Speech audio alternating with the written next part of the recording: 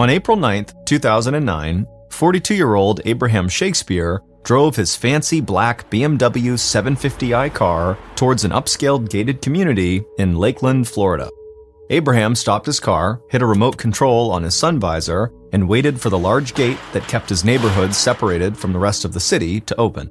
Then Abraham drove through the gate and glanced in his rearview mirror.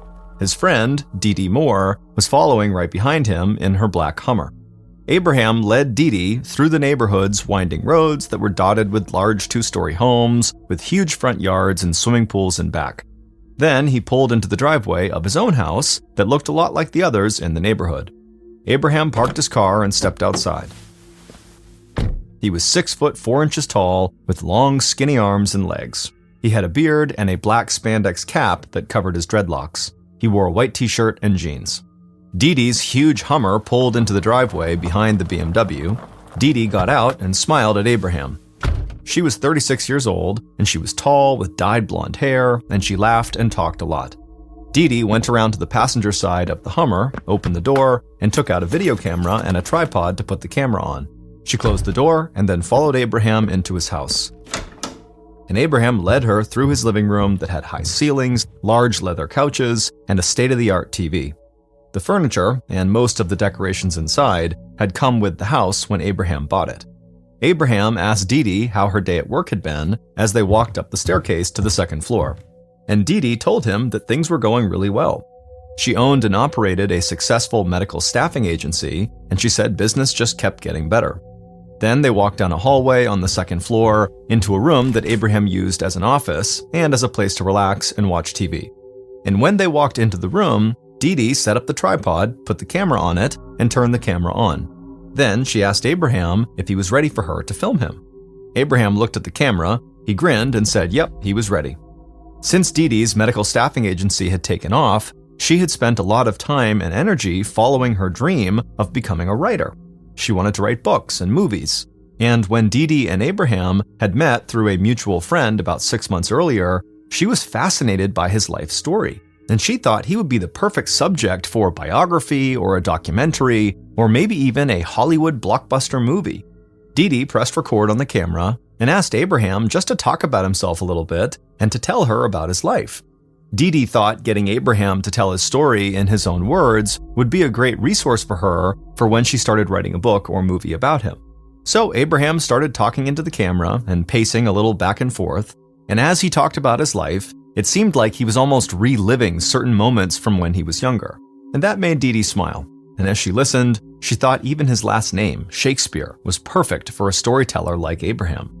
Abraham had grown up poor, and he had dropped out of school when he was about 12 years old to go work in the citrus fields that thrived in that part of Florida.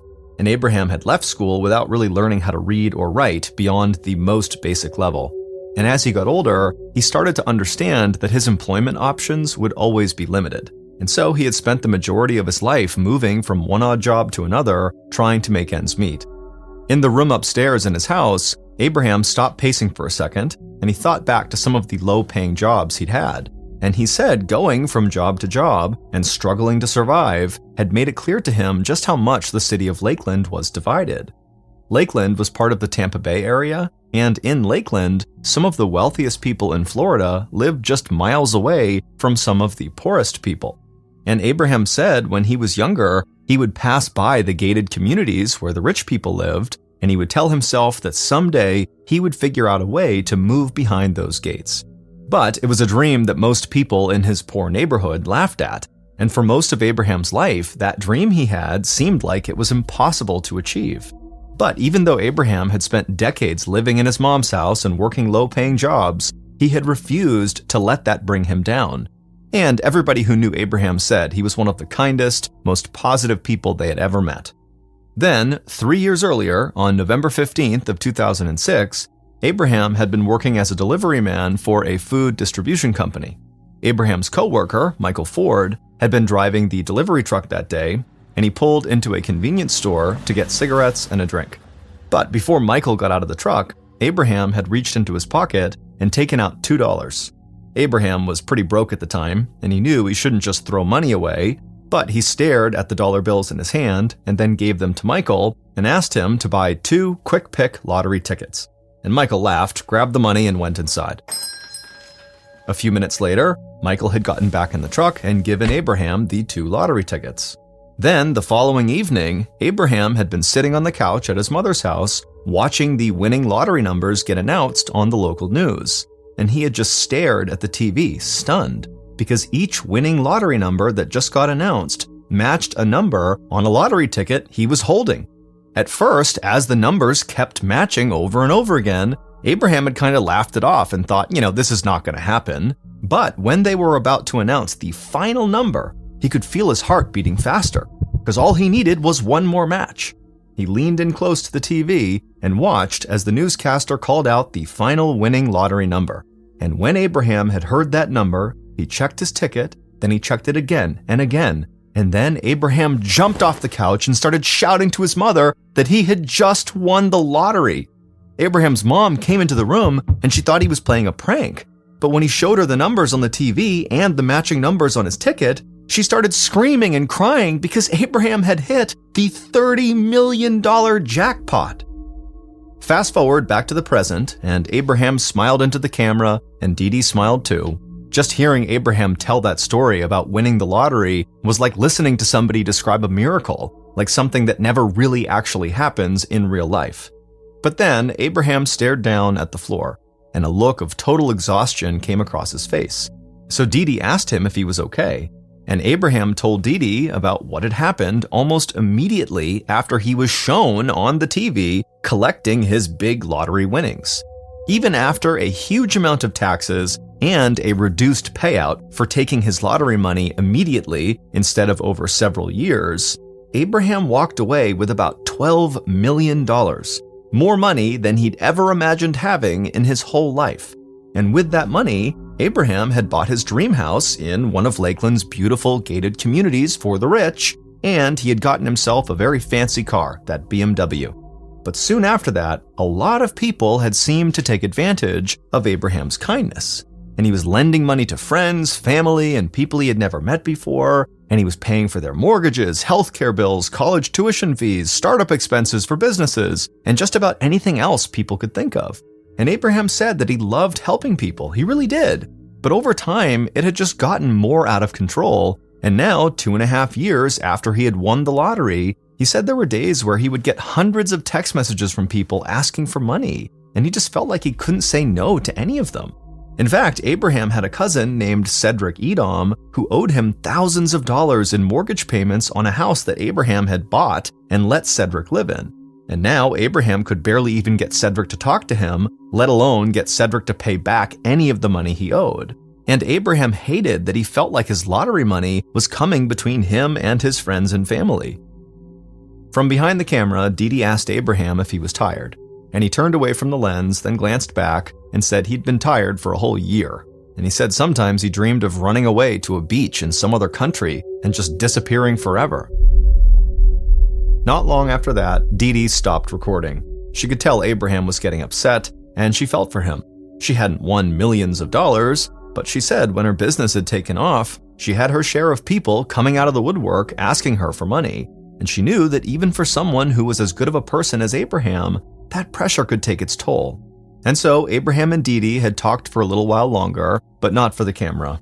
And then at some point, Abraham looked around the room and then stared out the window at his sprawling yard. Abraham lived in a place he'd once dreamed about, and now all he wanted to do was get as far away from that house as possible. And after this day, April 9th, 2009, when Abraham and Dee Dee chatted and Abraham spoke for the camera, Abraham just kind of disappeared. And in the days and weeks following this day, Dee Dee, Abraham's mom, and some of his other close friends and family did get occasional text messages from Abraham, but nobody saw him or talked to him on the phone. And in the text messages he sent, Abraham always said that he was doing fine and he just wanted to be left alone, but he never said where he actually was. And so Abraham's apparent decision to just leave without telling anyone really upset his mom. They had always been really close, and she had talked to Abraham almost every day for his entire life.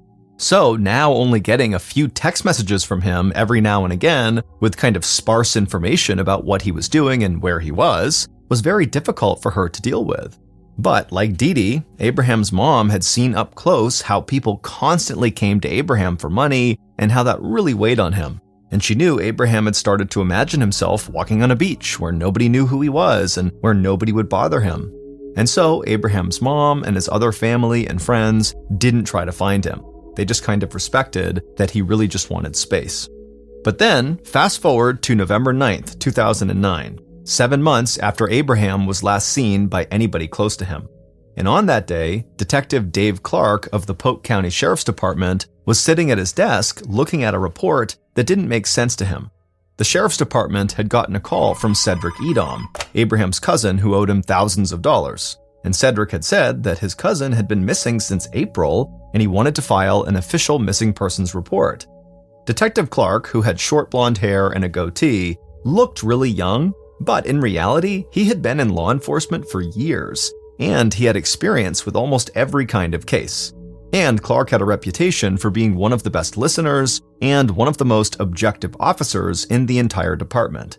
In fact, during interrogations, Clark was known to give suspects every chance to tell their side of a story because he genuinely believed in the assumption that people were innocent until proven guilty. But as much as Clark had seen over the years, and as much as he tried to give people the benefit of the doubt, something about this missing persons report felt really strange to him.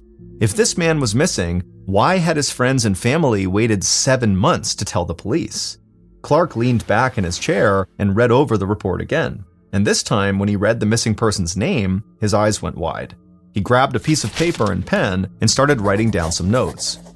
Because Clark remembered something that he hadn't thought of in years.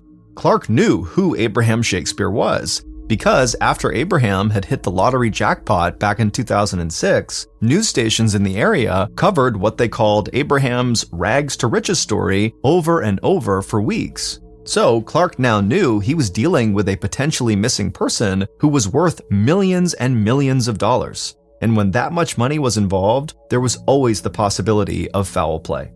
And so Clark wanted to get to work on this case right away. And he wanted to start his investigation with the man who had filed the missing persons report, because Clark was interested in finding out why, after all this time, Cedric had now decided to come forward and track down his cousin.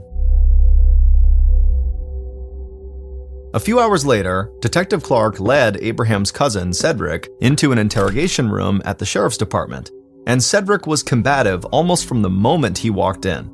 He told Clark he didn't understand why he was being questioned, and he said he was the only one who seemed concerned at all about Abraham. But Clark just smiled and asked Cedric to sit down with him at a small table in the cramped, bright room. And then Clark said that they had contacted Cedric and asked him to come in because he was the one who had contacted them. And the police really just wanted to know what was going on with Abraham that had concerned Cedric enough to get in touch with authorities. Cedric took a breath and tried to calm down, but it didn't work. And in a very angry voice, he launched into an attack against a bunch of Abraham's friends, including Dee Dee Moore, and he said they were all really greedy people who took advantage of Abraham. And then Cedric said he was almost positive that one of them had killed Abraham and taken off with his money. Clark listened and let Cedric talk for as long as he wanted. And Clark thought it was a little weird how quickly Cedric had jumped to the conclusion that Abraham had been murdered, but Clark didn't mention that. And when Cedric finally stopped talking, Clark smiled and talked to Cedric almost like they'd been friends for years. Clark said he'd done some research right after getting the missing persons report, and so he knew that Cedric owed Abraham thousands of dollars in mortgage payments on a house that Abraham had bought for him. Cedric shook his head, and the anger in his voice came right back, and he said he loved his cousin, and he reiterated that he was the only one doing anything to find him. By the end of the interview, Clark was even more surprised than he had been by the missing persons report. He didn't have enough evidence to hold Cedric, but he thought if something really had happened to Abraham, Cedric had to be at the top of the suspect list. Here was a guy who hadn't said anything for 7 months, who owed Abraham thousands of dollars, talked about a potential murder, and then immediately tried to put the blame on other people. So Clark couldn't shake the feeling that Cedric might have contacted police in an attempt to cover his own tracks in some way. But Clark was going to remain objective like he always did, yet even if he was potentially connected to Abraham's disappearance, there was also a chance that he was telling the truth. And so maybe there really were friends of Abraham who were out to get his money in any way possible. So later that day, the sheriff's department subpoenaed the cell phone company in order to get a detailed account of Abraham's cell phone records. But Clark knew that could take a while, so he dug further into some of Abraham's financial records, and the list of people who owed him money was astonishing. In the 3 years since Abraham won the lottery, he had loaned millions of dollars to people. And this was just in the form of property expenses, medical bills, educational costs, and other loans that had a clear paper trail. But Clark figured Abraham must have also been handing out money to people in his everyday life that he had not kept records of. So, tracking down all the people who owed Abraham money would take time and resources. Clark was willing to do whatever it took, but he still had no evidence, other than Cedric's word, that Abraham was actually missing. Clark needed to get a better idea of what was happening, so he decided to talk directly to one of the people that Cedric had been eager to blame for Abraham's disappearance, Dee Moore.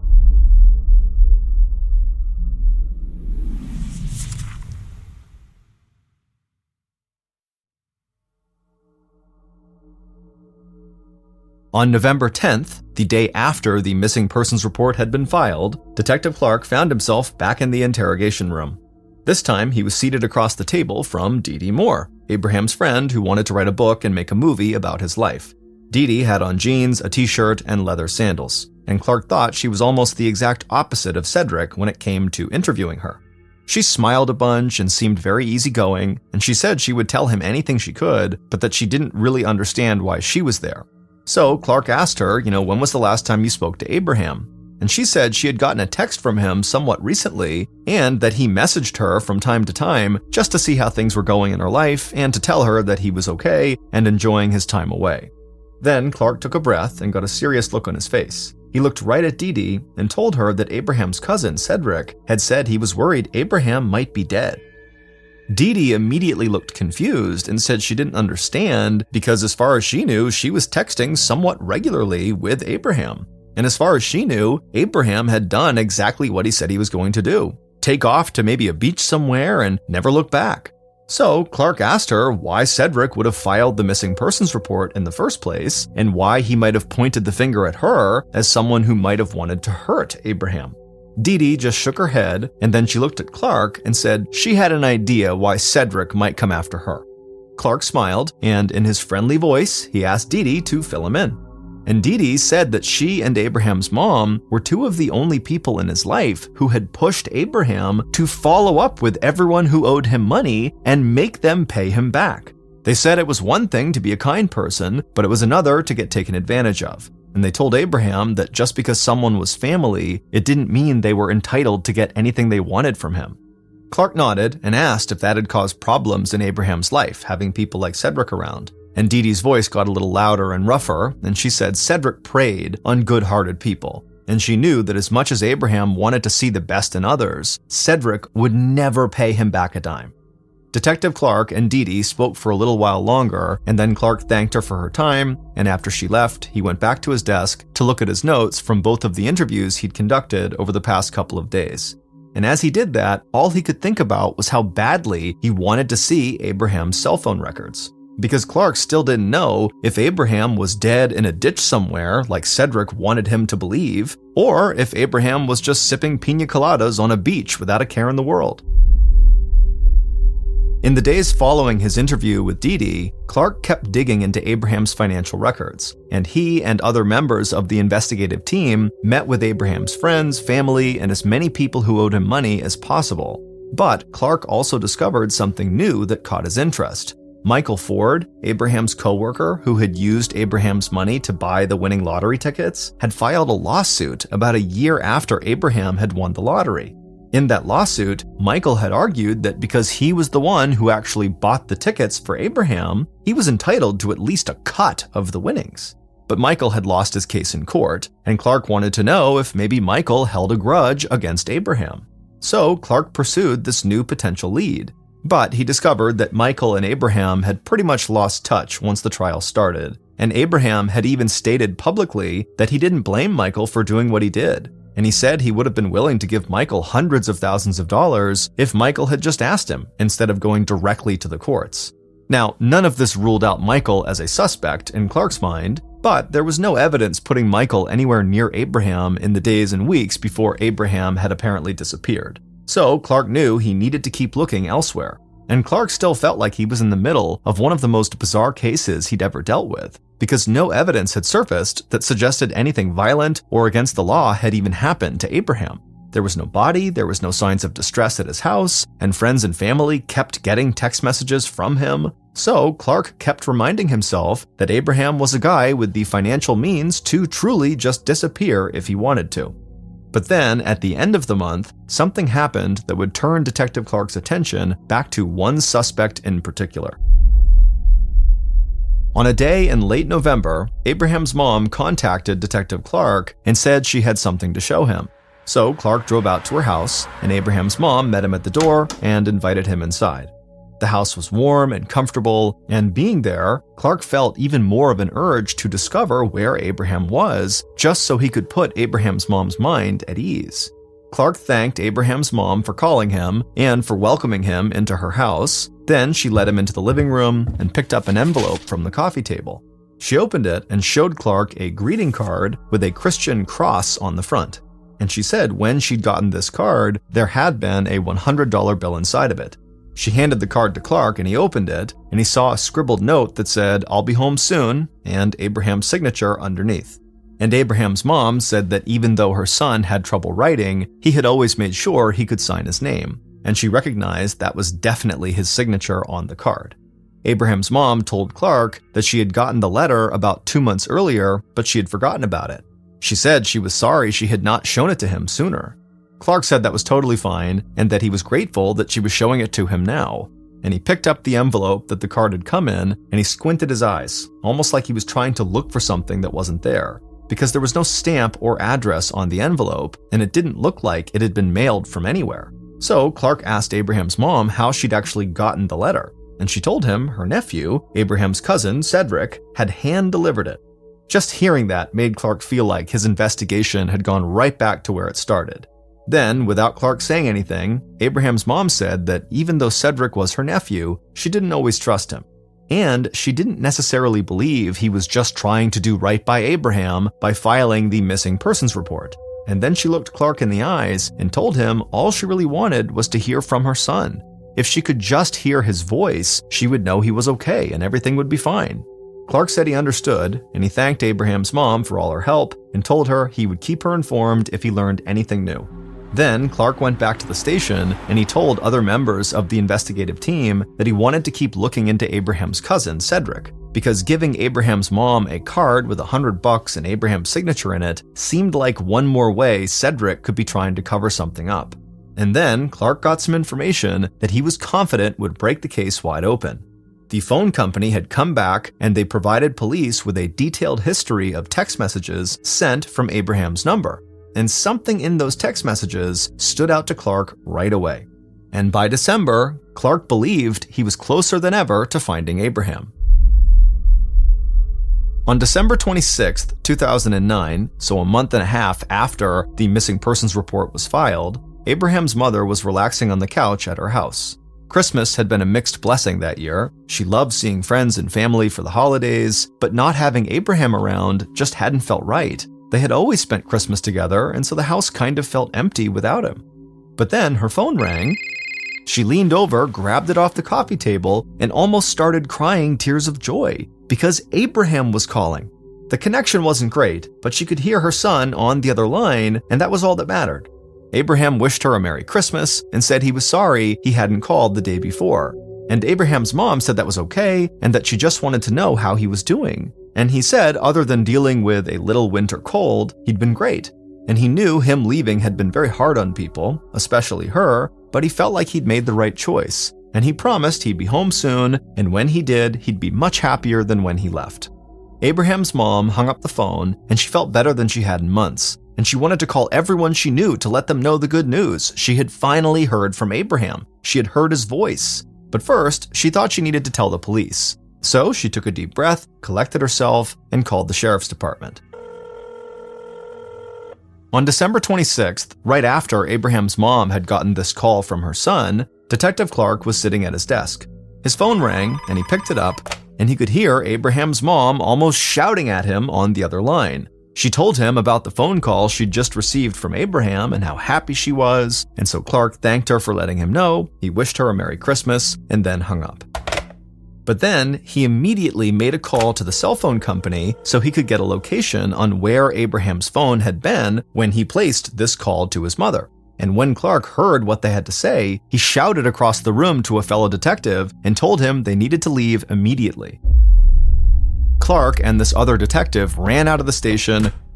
They climbed into an unmarked car, Clark sat in the passenger seat and the other detective drove, and before long they were peeling out of the parking lot and heading onto the street. It was a mild winter day in Florida, about 60 degrees Fahrenheit, but the sun was bright and Clark could feel himself sweating a little from the adrenaline rush. Minutes later, they pulled off the road and into a parking lot of a huge shopping mall. And when they arrived, Clark and the other detective saw the man they were looking for sitting in a parked car nearby. But before the detectives could get out of their car, the man they were looking for drove off. And so Clark looked over at the other detective and just said, "Chase him." So the detective peeled out of the mall parking lot and raced down the street after this man in the car. But the detectives realized they didn't have police sirens in their unmarked vehicle, so they couldn't signal to the driver that they were cops and they wanted to pull him over. So the detective just tried to stay as close to the man they were chasing as possible. Then finally they came to a red light and the man they were after stopped, and so without even thinking, Detective Clark threw open his door, he ran in front of this car, he held up his badge, and he yelled at the driver to get out and come with them. The man in this car just stared up at Clark, and then he slumped his shoulders and put his head down. And later that day, after they had all talked back at the sheriff's station, Detective Clark knew where Abraham Shakespeare had been all this time.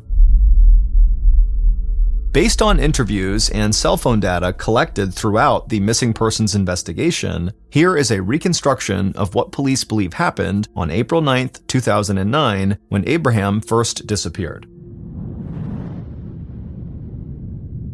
On that night, Abraham drove his car down a road in an upscale neighborhood in a town about 20 minutes away from his house in Lakeland. Abraham had spent much of the day talking to Dee Dee on camera, and he was still thinking about getting away from Florida and kind of dropping off the map for a while.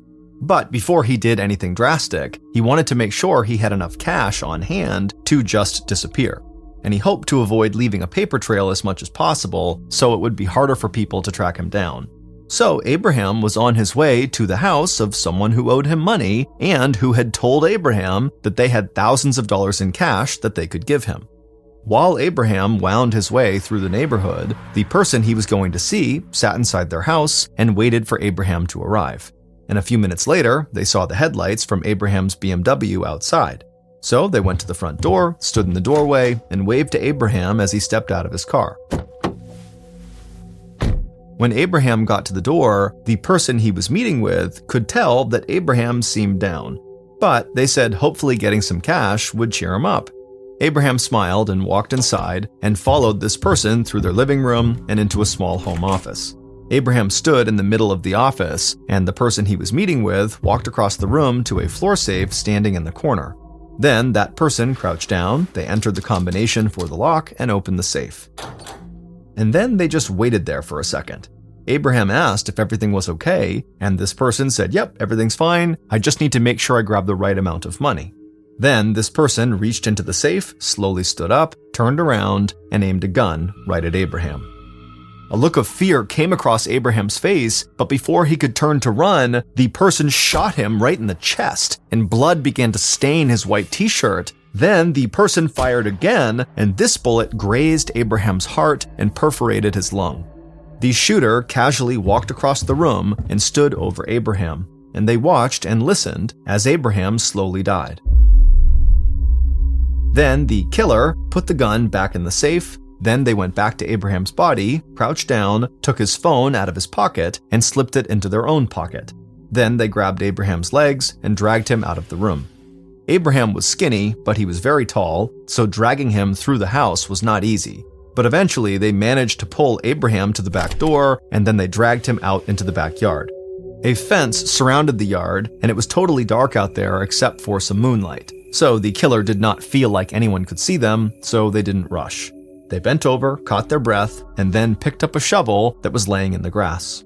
Then they started digging a hole in the middle of the yard.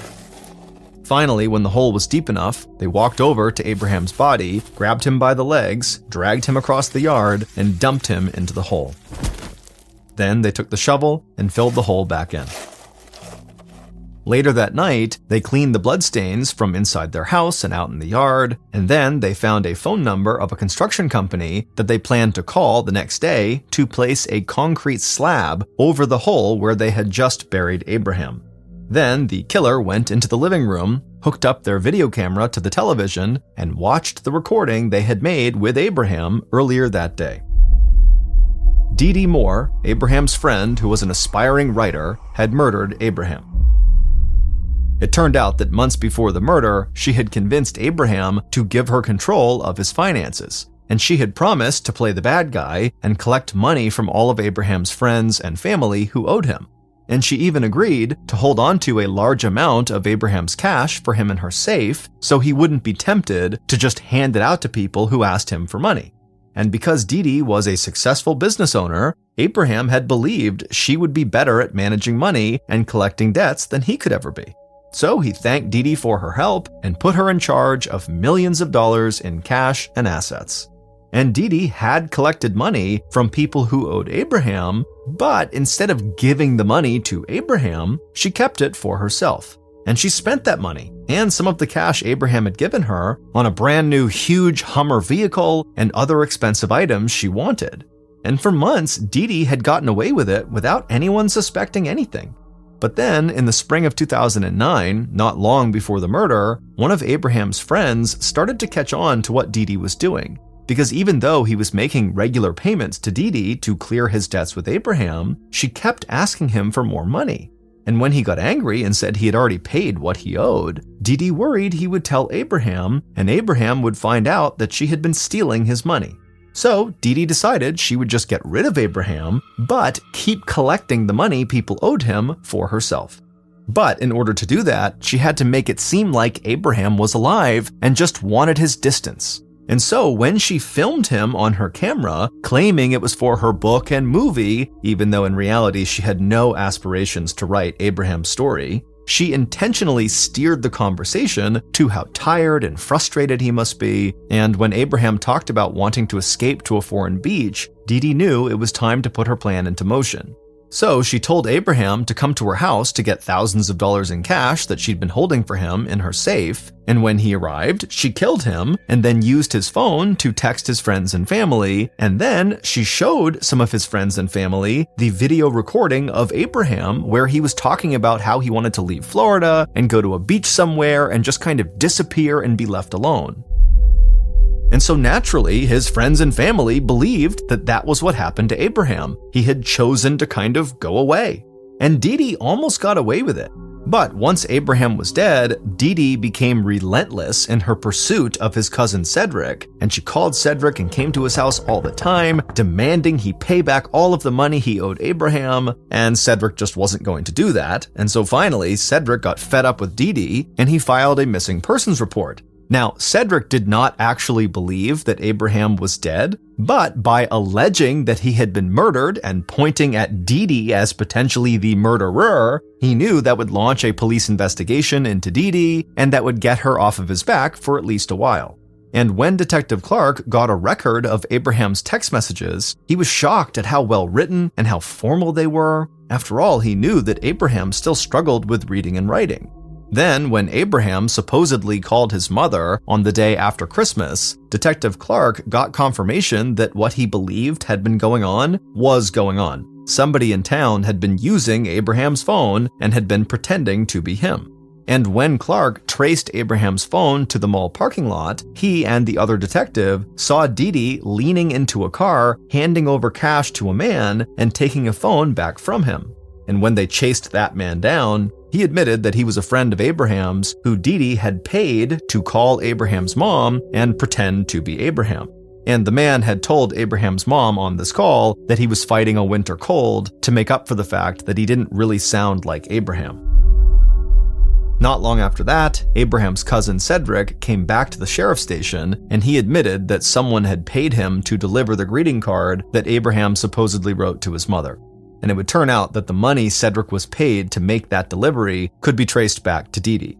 And so Cedric had been right about Dee Dee all along without actually knowing it. With all of this new information, and with Abraham's phone records, police determined that every text message that had been sent from Abraham's phone since he disappeared had actually been sent by Dee Dee. And eventually, they learned that Dee Dee had hired a construction company to lay a concrete slab down in her backyard. So, on January 27, 2010, over 9 months after Abraham's murder, police went to Dee Dee's house, and they broke up the concrete slab out back, dug up the ground underneath, and found the skeletal remains of Abraham Shakespeare. And pieces of the t-shirt and jeans that Abraham had been wearing in the video that Dee Dee recorded on the day she killed him were still clinging to his bones. Dee Dee was found guilty of murder and sentenced to life in prison without parole. Abraham was given a proper burial, and his family was finally able to grieve. And his murder helped lead to a new Florida law that keeps the identities of large jackpot lottery winners private for 90 days. And in a telephone interview from prison, Dee Dee surprised reporters and said she strongly supported this new law. In the early 1970s, a man named Marshall Applewhite was fired from his music teaching job for having an inappropriate relationship with a male student. Shortly after, he admitted himself into a psychiatric institution where he met a nurse who worked there named Bonnie Nettles. Both had a deep interest in biblical prophecy, and Applewhite, after meeting Nettles, was convinced they had met in a previous life. Nettles agreed and took it a step further, saying extraterrestrials had come to her and preordained that she would someday meet Applewhite. The two did not have a romantic relationship at all. It was strictly platonic. They bonded over a desire to ascend to a higher level of existence and ultimately reach the kingdom of heaven. Applewhite began calling himself Bo, and Nettles became Peep, and together they would start an infamous cult known as Heaven's Gate. The premise of Heaven's Gate was that an alien spacecraft that they simply called the UFO was going to come to Earth and whisk away Heaven's Gate cult members, elevating them to a new world and a better life that they referred to as Tela, or the evolutionary level above human. There was a catch though. Anybody on Earth who did not get on the UFO whenever it got here would be recycled, i.e. destroyed, along with everybody else on Earth, and then at some point a new human population would grow, and another UFO would come, and whoever got on that would be saved over and over and over again. That was just how it worked. And Bo and Peep were telling everyone they talked to about Heaven's Gate that we're already in end times. Apparently there were signs that this UFO is going to be here any day, and so now is the time to join the cult. And so by 1975, Bo and Peep had recruited 20 people to be a part of their cult, which meant they gave up their families, they gave up their possessions, they basically gave up everything in their life and moved to Colorado to live in total poverty as they waited for this UFO to arrive. For 10 years, cult members waited and waited for this UFO that never showed up. And Bo and Peep are aggressively reminding people that this is the path, you just gotta stay the path. And then Peep unexpectedly died of cancer in 1985, which really screwed things up for the cult. In their doctrine, it was destiny that Bo and Peep would get on that UFO and make their way to Tela, the evolutionary level above human. That was their destiny. And now Peep has died on planet Earth. She did not get on the UFO. She did not ascend to Tela. She will not get to Heaven's Gate. Bo was devastated and horribly depressed, and it wasn't really clear what was going to happen to Heaven's Gate. But he composed himself and he began to tweak his messaging a little bit. Bo began telling his followers that Peep had in fact ascended to Tela. Yes, she did not get on the UFO. However, the aliens must have given her a signal that if she leaves behind this human body, this mere vessel, you'll still ascend to Tela. Basically, he was preaching to them, if you just end your own life at the right moment, you can go to Tela too. But Bo didn't really know what the right moment was. He didn't know what the trigger was going to be.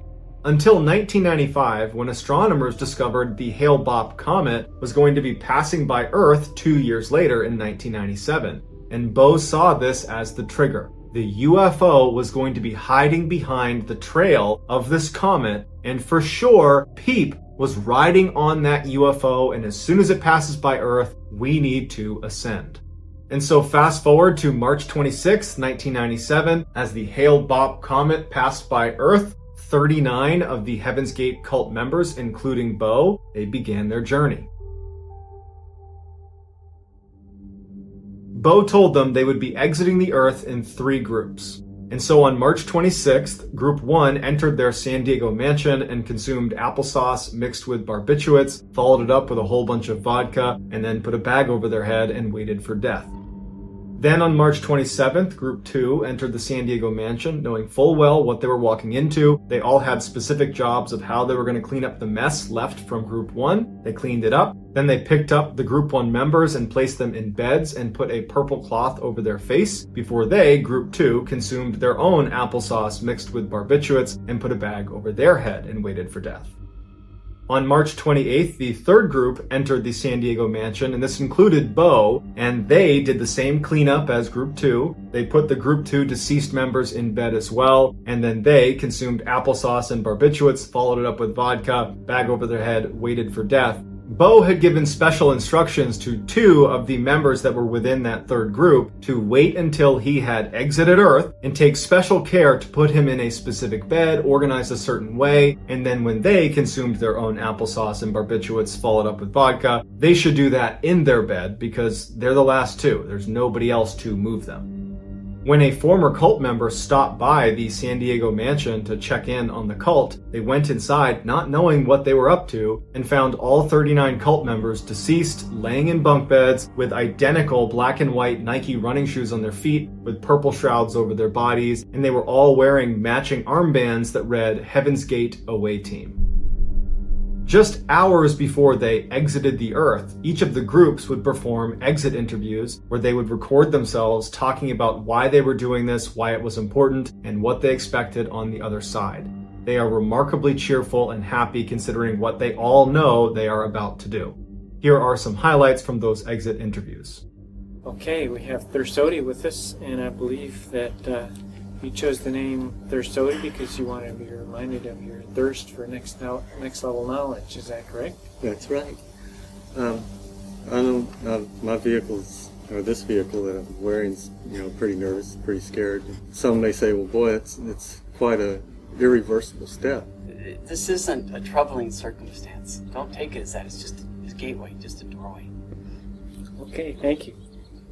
Now you're going to find this old crummy vehicle in a bunk someplace that I'll probably be watching when you check it out and observe your responses and your reaction when you look at these vehicles.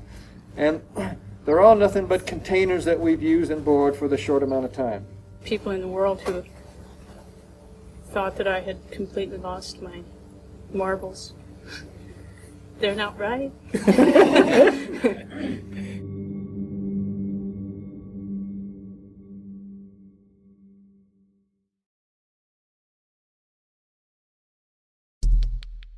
Our next story is called A Family Ritual.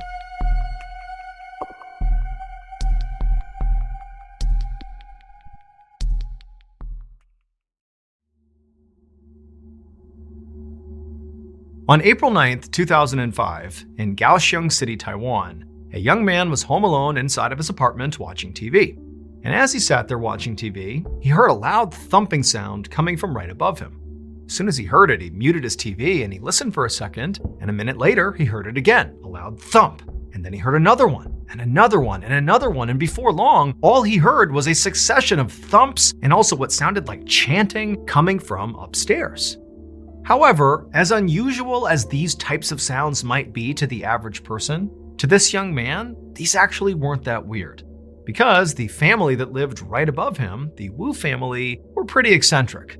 They were very religious people who often did these ceremonial dances and rituals at all hours, and a lot of times they involved stomping around and chanting really loudly. And as annoying as that could be, this young man never complained. He was very respectful of the Wu family, and he knew, these sounds he was hearing were connected to their religion, and he felt like that was none of his business.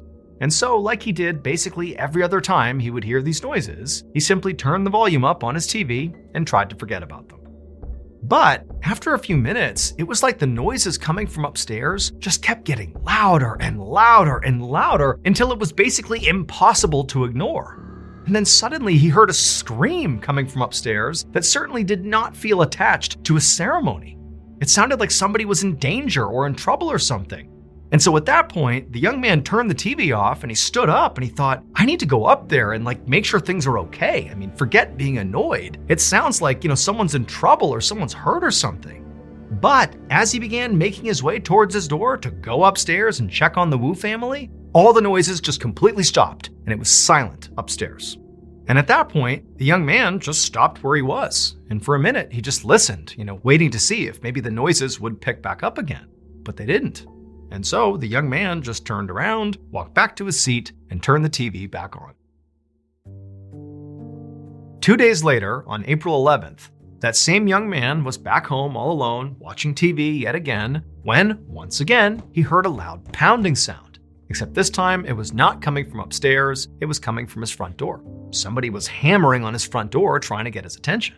And so the young man turned off the TV, he got up, and he went over to his door, he opened it up, and standing there on the landing was this middle-aged man named Wu Shan, who was the patriarch of the Wu family upstairs. And Wu Shan looked absolutely horrible. He was dressed all in black head to toe, but he was pale and skinny and very gaunt, and he was covered in what looked like filth, like food and ash, and he smelled unbelievably horrible. And the young man, he asked Wu Shan, hey, is everything okay? And remember, the young man's thinking about that crazy, loud ceremony they had just 2 days earlier, wondering, whatever happened with that. That was so loud. But Wu Shan just looked back at the young man with this kind of vacant expression, and he just said, call an ambulance. And then, without saying anything else, Wu Shan turned, ran down the steps, and disappeared out into the street. And so at this point, the young man is left just standing there having no idea what to think. I mean, Wu Shan did not look well and he's now run away. And again, this young man is thinking about that bizarre ritual he overheard a couple of days ago that just kind of stopped abruptly after screams were heard. Now he's being told to call an ambulance. And so he's thinking, I better go upstairs and make sure things are okay before I do anything else. And so the young man left his apartment, went upstairs to the Wu family's apartment, and the door was shut. But even standing outside the door, he began to smell that same absolutely horrible smell that he smelled on Wu Shan. So he knocks on the Wu family's door, he's kind of covering his nose, but he doesn't get a response, nobody comes to the door. And so after looking around, he just tried the doorknob and he found it was unlocked. So, pretty apprehensively, but knowing he needed to see what was going on here, he opened up the door and right away he's hit with another wave of just this disgusting smell. He can barely breathe.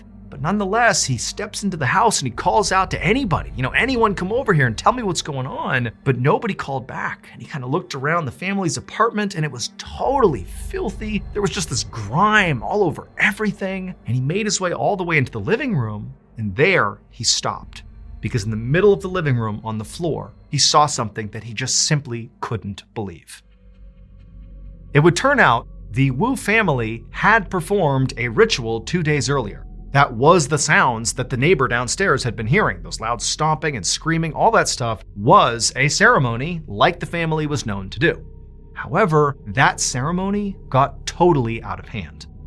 So in the weeks leading up to that ceremony, one of the Wu family's daughters came down with an illness. And because the family didn't have a lot of money, they couldn't send her to the doctor.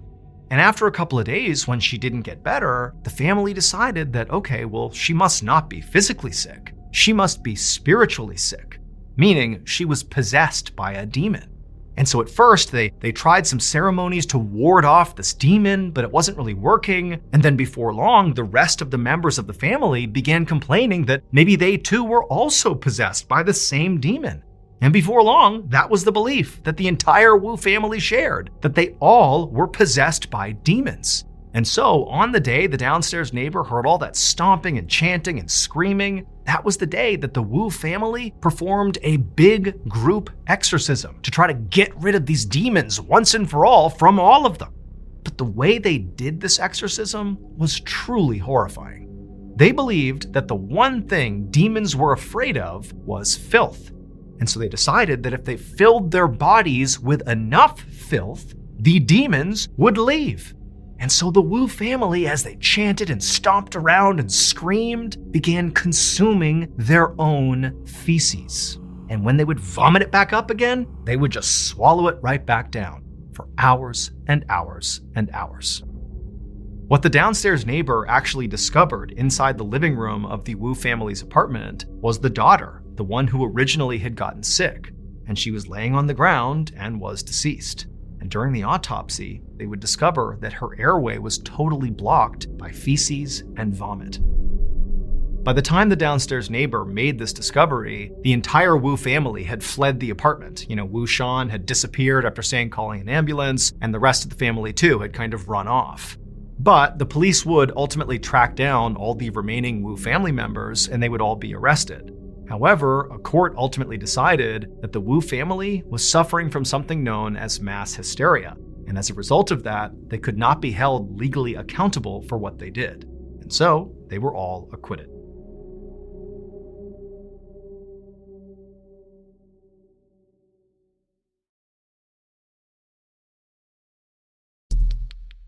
The next and final story of today's episode is called The Helping Hand.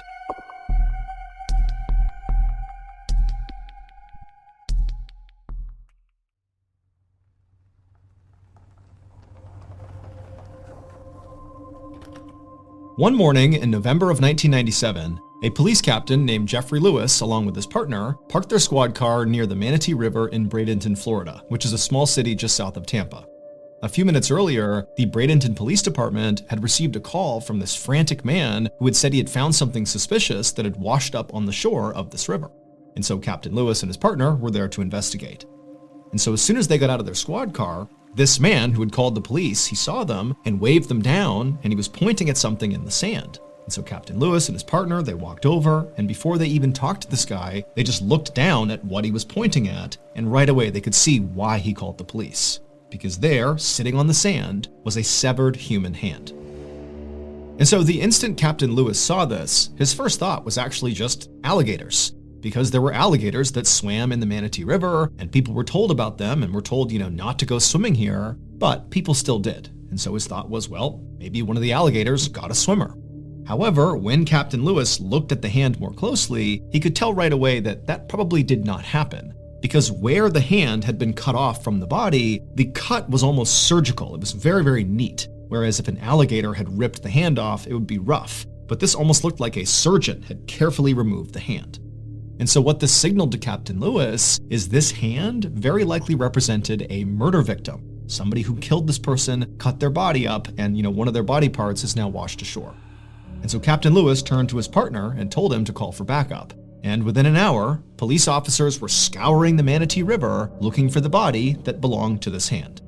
Meanwhile, the captain bagged this hand as evidence and brought it to the county sheriff's crime lab, hoping that forensic experts could potentially figure out who the victim was using fingerprints. However, when he actually handed over the hand to these forensic technicians, they told Captain Lewis that it was very likely going to be impossible to try to pull prints from this hand because the hand was very badly decomposed and water damaged. But they told Captain Lewis that despite this being a total long shot, they would still give it a try. And so really all Captain Lewis had was this hand, and so he just kind of waited for information from the crime lab about the fingerprints. And before long, the waiting went from days to weeks to months with no fingerprints. And so with no fingerprints and no other breakthroughs in this case, Captain Lewis moved on to other cases. That is until June of 1998. When Captain Lewis was sitting in his office doing some work, when he suddenly got a call from the crime lab about the hand. An employee told Captain Lewis they had finally made a breakthrough. When they couldn't get the prints off this hand at first, they had moved to this very complicated technique where basically they would peel individual layers of skin off the hand and sort of piece together all the information to get a print. And amazingly, this technique worked. And so not only did they now have this print, but they had also already run this print through the Florida State database, and they had gotten a match. The hand belonged to a man named Willie Suttle. As soon as he hung up, Captain Lewis opened up a new tab on his computer and began researching Willie Suttle to figure out who this person was.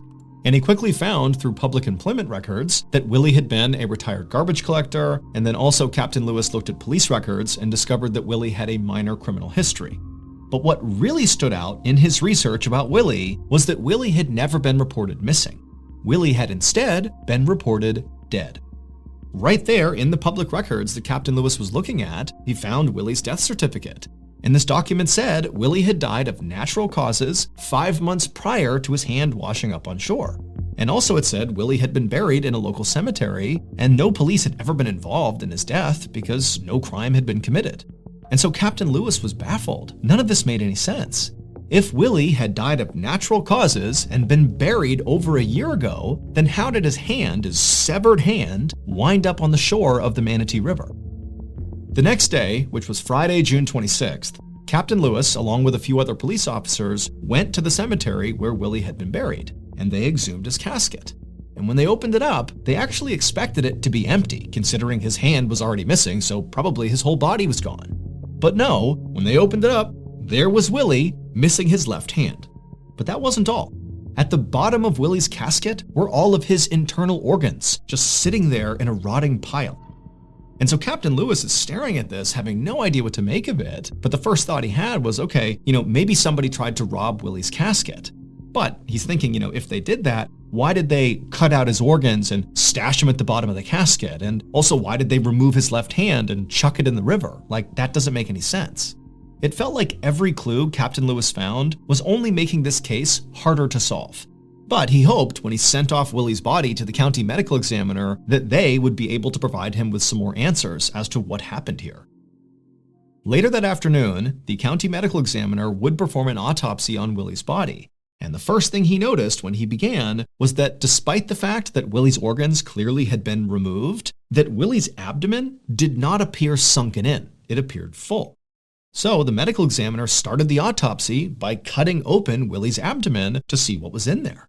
And when he saw what was inside of Willie, he just froze, having no idea how to react to what he was looking at. He had never seen anything like this in his entire career, not even close. And so the medical examiner just grabbed a camera, took some pictures of Willie's midsection, and sent those pictures to Captain Lewis. The next day, Captain Lewis sat inside of an interview room in the police station across from a 45-year-old woman named Paula Green Albritton. Paula owned and operated a funeral home along with the help of her son, and she had been the one responsible for Willie Suttle's burial. And so Captain Lewis asked Paula about Willie's burial, and she would tell him that Willie had actually died in poverty, without any family members to help cover his burial expenses. However, when Paula had found out about this, she said she had agreed to do the burial anyways, for no cost, as sort of a community service. However, when Captain Lewis poked and prodded and tried to ask for more information about exactly what that meant, Paula would eventually concede that there actually was slightly more to her rationale behind wanting to do Willie's burial. It was not just for charity. 2 days after this interview, police arrested both Paula and her son. And at Paula's trial, the truth surrounding what happened to Willie finally came out. It would turn out Paula's funeral home business was really struggling, to the point where if she couldn't start generating some real money, her business might go under, and she couldn't have that. And so Paula decided she would conduct a prosperity ritual to right her business. But to perform this prosperity ritual, Paula needed a body. And so along comes Willie Suttle, who's died in poverty and his family can't afford his funeral, and Paula says, "Don't worry, I'll take him on for free." But really what she needed was Willie's body. And once Paula and her son had possession of Willie's body, they began the ritual, which started with Paula's son carefully cutting off Willie's left hand, and then the two of them cut Willie's midsection open, removed all his internal organs, and then Paula got out all these voodoo dolls, and she wrote on pieces of paper the names of the other funeral homes, her competitors in the area, and she pinned these pieces of paper to each of these voodoo dolls, and then she took those voodoo dolls and jammed them inside of Willie's abdomen in the empty cavity they had created, and then they stitched him back up. And then she took Willie's body and his organs and she chucked them into a cheap casket and had him buried. And then she also took the hand that her son had removed, she put it inside of a plastic bag, added some weight to it, and chucked it into the Manatee River. Paula believed this voodoo ritual would literally cause the owners of the other funeral homes, whose businesses she wrote down on the dolls and jammed inside of Willie's body, that this ritual would literally cause all of them to be struck down and killed, putting their businesses out of business, thereby leading to her business prospering once again. However, none of these things came to fruition. The ritual did not work the way Paula intended it to. Instead, the hand that she had thrown into the river ultimately washed ashore, and before long, the police figured out what Paula and her son had done. In 1999, so 2 years after Willie's hand had washed up on shore, Paula and her son were found guilty of desecrating Willie's corpse. Paula's son ultimately served 1 year in prison. As for Paula, her conviction was actually quickly overturned due to a technicality. It was discovered that during an interview with Paula, that police detectives told her that she could not be convicted if this ritual was part of a religious practice, that she was protected under the US Constitution. And so Paula, who confessed to doing this ritual, did so by saying it was part of her religion. She practiced voodoo. And so in court, that confession was ruled inadmissible. And so she walked free. In late summer of 1989, 39-year-old Bonnie Bishop dove into the swimming pool at her local health club in Santa Fe, New Mexico. It was just after sunrise, and she closed her eyes as the cool water rushed past her face and chilled her body. Bonnie didn't mind the cold. It was invigorating. Bonnie swam laps every morning. Then she'd towel off and hit the gym for a high-intensity workout. Bonnie was a semi-professional tennis player, and it was important for her to stay in peak physical condition. But this morning, Bonnie woke up feeling groggy, and she had a headache. She hadn't been sleeping well lately, and it was harder than usual to get herself motivated to go swim her laps. But she pushed through her discomfort and propelled herself through the pool, hoping that she'd just feel better once her blood got flowing. Halfway through her second lap, she finally found a rhythm, and her headache started to melt away. But then a searing pain shot through her midsection, like someone had literally slashed her in half with a hot knife. She was so surprised by the pain that she actually choked down some water. She tried to cough it back up, but then her entire body just began cramping, and she could barely tread water. Panicked, Bonnie began to flail, desperate to reach the side of the pool. But every time she tried to kick her legs, they seized up like the worst Charlie horse she'd ever experienced. And so pretty quickly, Bonnie began to worry that she might drown right there in the middle of this pool that she used all the time. Bonnie tried to calm her frantic thoughts and forced herself to just doggy paddle toward the edge of the pool, no matter how uncomfortable it was. And finally, she did get to the edge of the pool, and she collapsed on the steps in the shallow end. And as she hacked up water, a lifeguard who saw this happening raced over to her side. The lifeguard helped Bonnie up the stairs and out of the pool, and then guided her to a lounge chair a few feet away. Bonnie sat down and tried to catch her breath, but she just coughed up more water and continued to seize up in pain. She leaned forward until her chest was resting on her lap. It eased the pain a little bit, so she let herself sit there, breathing slowly. After a few minutes, the pain did begin to subside. She felt sore and very scared from what had just happened, but now she could stand up and walk. The lifeguard asked her if she was okay, and she assured him that she'd be fine, but she skipped the rest of her workout that day and just headed home, trying not to feel too rattled by what had just happened. In more than 30 years of serious athletic training, Bonnie had never experienced pain like that. Bonnie was used to being in perfect control of her body. She really didn't like feeling helpless or vulnerable. For a few hours, Bonnie felt relatively normal again, and she tried to put the incident out of her mind. But that afternoon, the intense pain returned. Bonnie realized this was not the sort of thing she could just wait out. So she called her primary care doctor and made an appointment for the following morning. The next day, Bonnie twisted in agony as she lay on an examination table at her doctor's office. Her muscles still felt sore and full of knots, and so she tried to massage her calves to keep them from seizing up, but nothing she did seemed to work.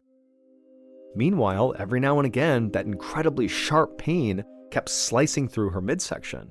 When the doctor came in, Bonnie, who was all bent over and totally uncomfortable, explained to her doctor what had happened at the pool the day before and how terrifying it had been to realize she could have drowned. She told him about the stabbing pain in her legs that made it nearly impossible to walk, and the dull but persistent aching all over her body.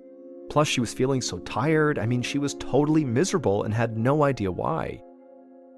Bonnie's doctor was puzzled.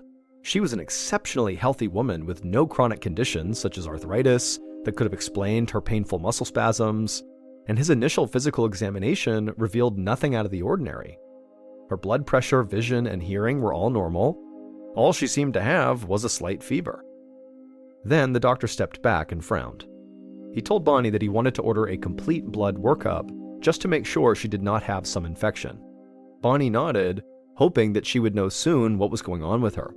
Her doctor told her that she was welcome to wait on the examination table and that a nurse would be in soon to collect the blood samples.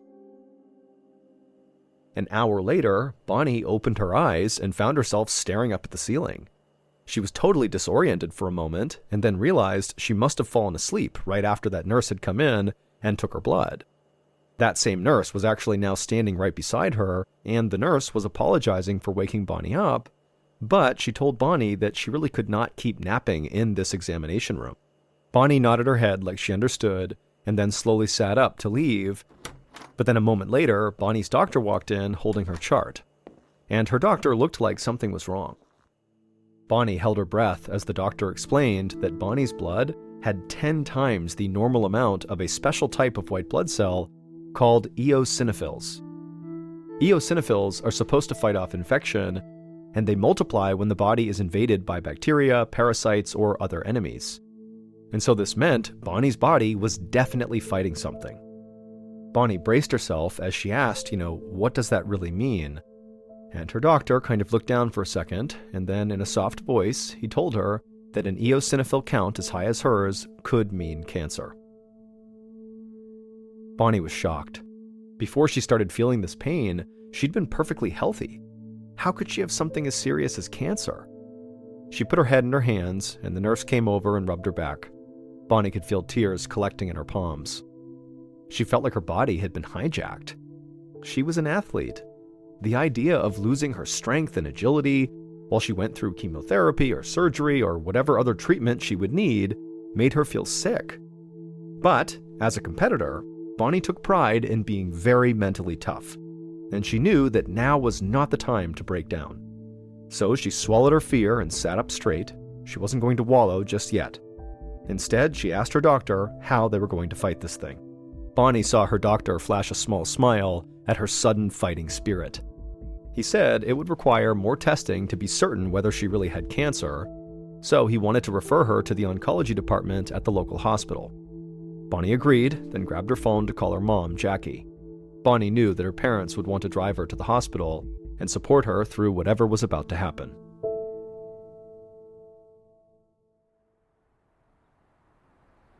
That afternoon, Bonnie felt like her muscles were on fire as she sat in the passenger seat of her mother's car. They pulled into St. Vincent Hospital in Santa Fe, where her primary care doctor had already sent over her lab work. Bonnie's mother helped her climb out of the car and then helped her hobble in through the front doors of the hospital. Thankfully, the receptionist told Bonnie that the oncologist was ready to see her right now. A nurse appeared in the waiting room with a wheelchair and helped Bonnie sit down inside of it, and then she wheeled her down the hallway to the oncologist's office. Bonnie climbed onto an examination table as a tall doctor with gray peppered hair entered the office and introduced himself as Dr. William Blevins. Bonnie reached out to shake his hand and then doubled over as a cramp made her whole abdomen contract. She groaned. The pain was so intense that she couldn't find the words to even describe it. Then she looked up to see Dr. Blevins watching her very closely. He asked her if the pain felt like a toothache, but all over her body. Bonnie raised her eyebrows at such a weird and specific reference, but she said yes. That's actually exactly what it felt like. Dr. Blevins nodded. He explained that Bonnie's high white blood cell count was causing inflammation in her organs and other tissue throughout her body. If they didn't reduce the swelling, the pain would actually only get worse. He said he was glad she came in right away. Dr. Blevins told Bonnie that he was going to test her liver, order some x-rays, and do further blood work. He said that if she really did have cancer, then these tests he was going to do would show him where the cancer was in her body. Despite the kind of frightening details the doctor was giving her, Bonnie tried to be optimistic. She was hopeful that if she did have cancer, that they'd caught it early enough to actually fight it off. For the next hour, Bonnie gritted her teeth as the pain in her body gnawed away at her. In fact, the pain was so intense, she barely remembered Dr. Blevins taking blood samples or the nurse escorting her to the x-ray room. Bonnie kept telling herself that soon they would know what was wrong and how to fix it. Finally, 30 minutes after her last x-ray, Dr. Blevins entered the office, and Bonnie steeled herself, ready for him to confirm she did have cancer. She could feel her pulse quicken and her stomach felt queasy. For the first time all day, she was so anxious that she actually stopped thinking about all her incredible physical pain. But Dr. Blevins said that all of Bonnie's tests actually came back negative. He'd even tested her for allergies, asthma, and parasites, but nothing showed up on her lab work. Now, they couldn't fully rule out cancer because there were some types of cancer that would not have shown up in these tests, but there were no obvious tumors on her x-rays. Bonnie's mouth fell open as she searched for words. She was encouraged that she didn't have tumors, but something was clearly wrong with her, and until the doctors knew what that was, there was no way to treat it. She clenched her fists, partially because she felt so frustrated, and partially because her body was in excruciating pain. Bonnie looked up as Dr. Blevins sat on his stool and faced her. He assured her that he was going to do everything he could to help. He told Bonnie that he'd already reached out to other doctors in the area to consult on this case. In the meantime, they were going to have to admit Bonnie to the hospital so they could help manage her pain, which meant she'd be staying for a while.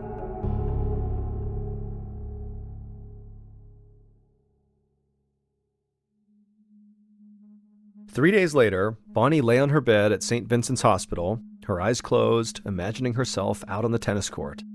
Whenever she needed a distraction, she liked to revisit old tennis matches and think about what she should have done differently.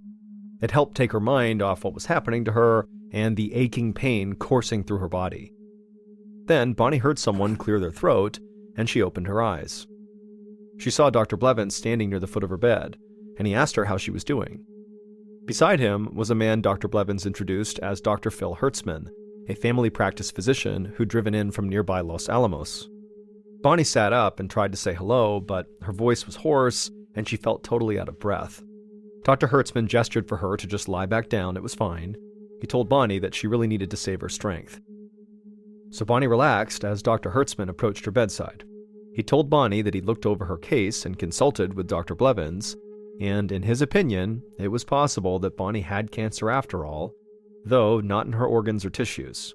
Her high white blood cell count could indicate that she had leukemia, which is a form of blood cancer.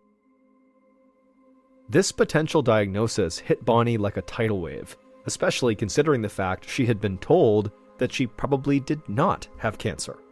Her dad had a friend who died from leukemia, and she knew it could be one of the nastiest forms of cancer to fight. And so Bonnie burst into tears. She tried to catch her breath and calm herself, but the tears just kept coming, and she started to gasp. She heard Dr. Blevins say he'd go get her some supplemental oxygen. Then a few moments later, she felt a mask slip over her face. She looked up and Dr. Blevins told her to try and breathe slowly.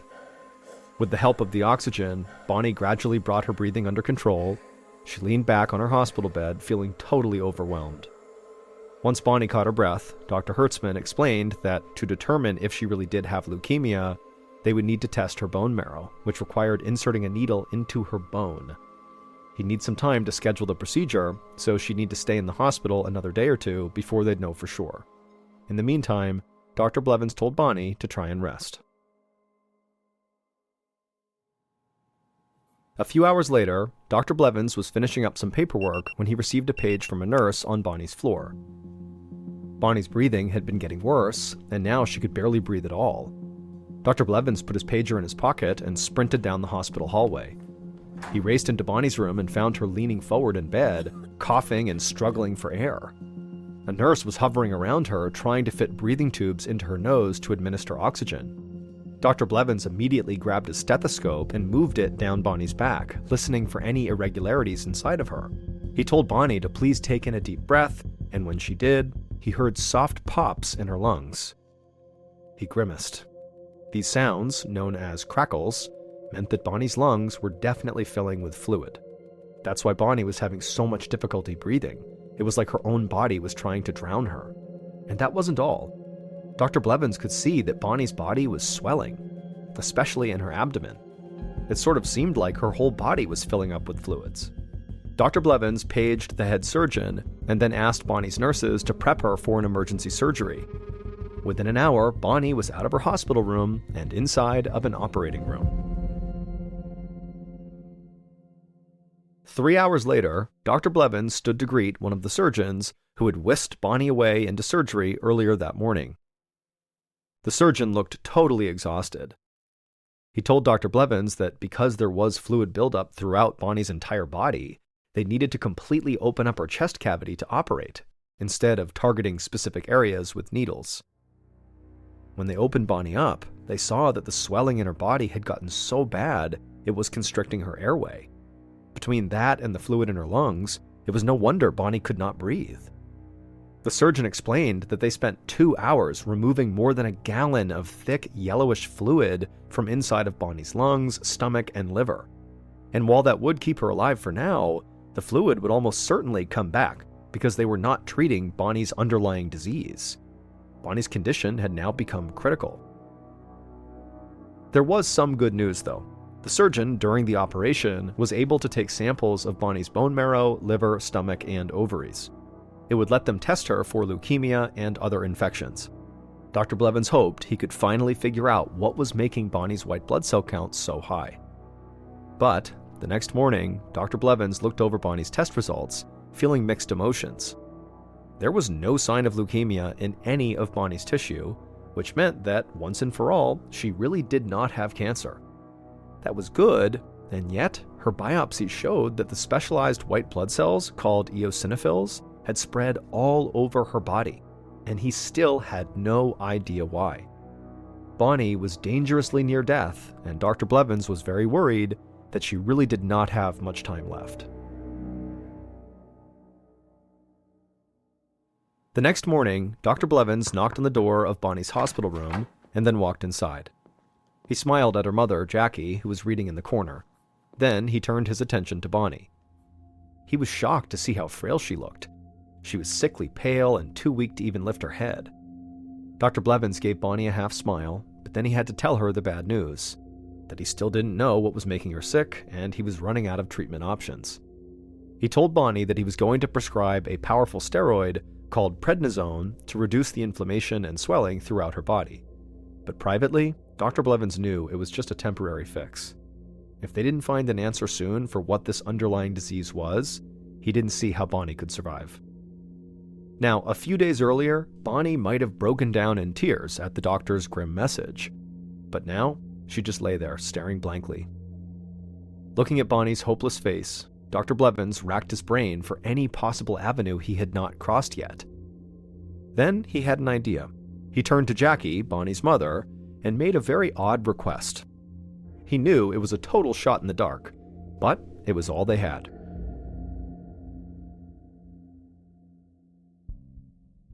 The next morning, Bonnie's mother handed Dr. Blevins a paper bag full of vitamins, painkillers, sleep aids, and supplements, all from Bonnie's apartment. Dr. Blevins' request of Bonnie's mother had been for Jackie to go raid Bonnie's cabinets and bathroom for anything that Bonnie might be taking. He wondered if maybe something she was taking contained an allergen or something else that was actually causing her to be so sick. Dr. Blevins excitedly dumped the bag out onto his desk and began sifting through all the plastic bottles. But as he read the ingredients on each of these bottles and the different things that were on his desk, he kind of huffed in exasperation. He didn't see any ingredient that could cause an allergic reaction similar to Bonnie's symptoms. Dr. Blevins leaned back in his desk chair, feeling frustrated. He felt like he was running into another dead end. But just then, the doctor's phone began to ring. He was going to send it to voicemail, but when he picked up his phone, he saw it was Dr. Hertzman, the family physician who'd consulted on Bonnie's case and suggested she might have leukemia. So, considering the circumstances, Dr. Blevins picked it up. Dr. Hertzman explained that a woman named Kathy had come to his practice that morning. Kathy was 43 years old, and she was having trouble sleeping. In fact, Kathy said that over the past 3 weeks, she hadn't slept more than a few minutes a night. Every time she began to drift off to sleep, she'd snap awake, feeling like her muscles were on fire. and now she was having trouble breathing, and she had begun having this agonizing pain course through her entire body at regular intervals. According to Dr. Hertzman, Kathy said it felt like she had battery acid under her skin. Dr. Blevins' eyes widened. He couldn't believe what he was hearing. Kathy's symptoms were nearly identical to Bonnie's. He asked if Kathy also had elevated levels of eosinophils, and Dr. Hertzman said yes. Her white blood cell count was off the charts. Dr. Blevins realized that Dr. Hertzman was essentially telling him that these women's cases could be linked, which meant both women might have been exposed to the same thing that made them sick. But it also meant something else. The doctors could be witnessing the beginning of a new contagious condition, but they had no idea what was causing it. The situation had now become a ticking time bomb. Dr. Blevins thanked Dr. Hertzman and then hung up, but honestly, Blevins was kind of at a loss for what to do next. He got up to grab a cup of coffee so he could think, and when he got back to his office with his coffee, the phone on his desk was ringing. It was another physician at the nearby Women's Health Center calling about a patient referral.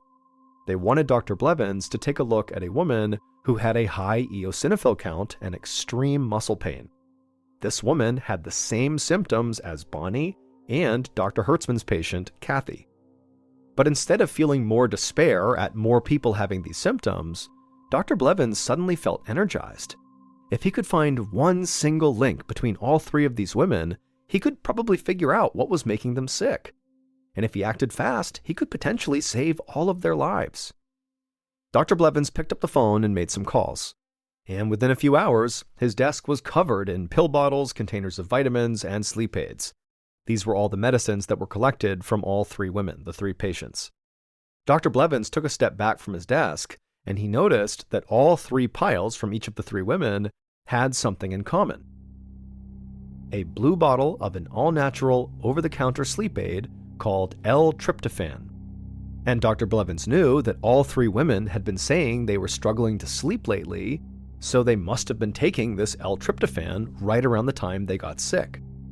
Now, typically, this supplement was harmless, but Dr. Blevins suspected that something about this one brand of L-tryptophan was harming these patients, and it was available on shelves everywhere. And so if he was right about this, Dr. Blevins needed to act right now before more people got sick. So he grabbed the phone, and Dr. Blevins contacted the New Mexico Department of Health about a potential outbreak. The Department of Health immediately began an investigation, and in November of 1989, about 3 months after Bonnie had first got sick, the FDA issued a nationwide recall of all products containing L-tryptophan.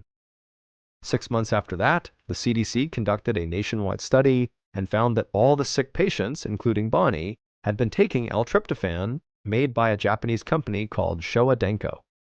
Showa Denko had been trying to genetically engineer a bacteria that, in theory, would help them make more L-tryptophan for less money. But the bacteria contaminated the batches, which caused 1,500 cases like Bonnie's, and of those cases, 37 Americans died. Because of this outbreak, L-tryptophan was banned in the United States until 2005. Since the manufacturing error was identified, there have been no additional cases of contaminated batches. Bonnie would be one of the lucky ones who would survive her illness, which is known as eosinophilia, but it took a long time for her to resume a normal life. She was in the hospital for a month before she was well enough to go home. It took several more years, but eventually Bonnie would make a full recovery. She finally felt in control of her body again and relished her active lifestyle more than ever. Also, thanks to the doctor's quick thinking, both Kathy and the other woman Dr. Blevins treated also made full recoveries.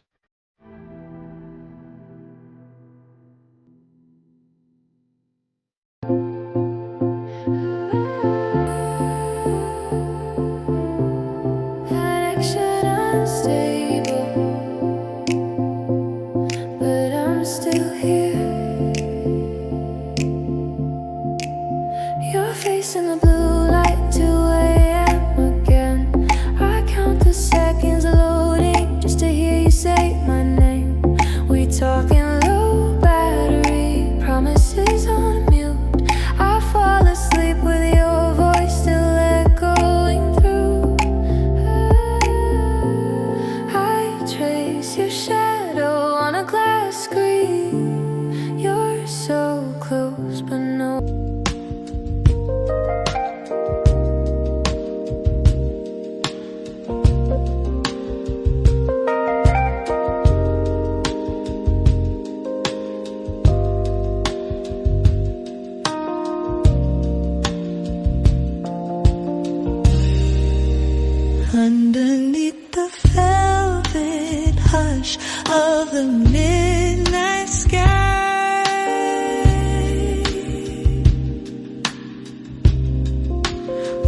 wander through the orchard where the summer fire flies.